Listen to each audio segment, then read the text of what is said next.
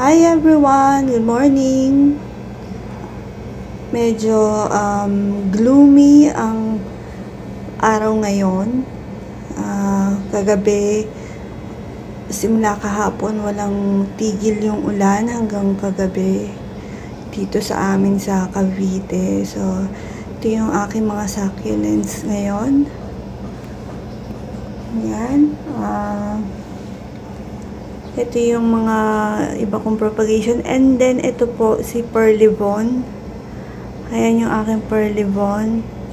Hindi po yan propagation. So, dalawang pot yan ng Perlivon. Tapos, pinagsama ko sila dyan. Ayan. So, ayan. Makulimlim pa rin. Pero sana wag nang umulan.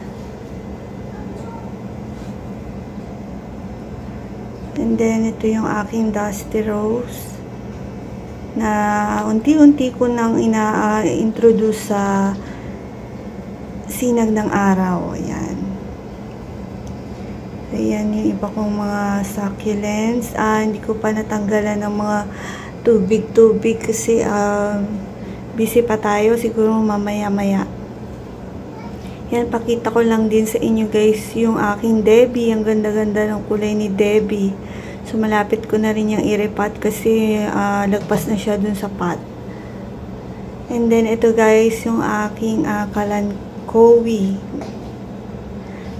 Tiger ata yung Kalanchoe na yan na meron kasamang jelly beans. So, ang taba ni jelly beans dahil sa kakaulan.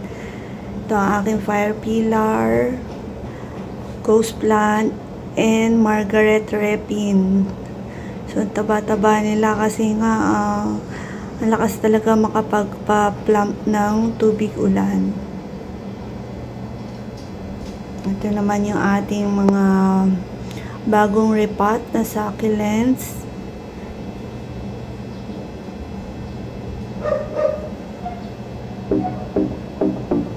So, ayun lang guys. Gusto ko lang kayo update. Thank you for watching. I hope you have a great rest of your day. Ingat po kayo palagi. Bye!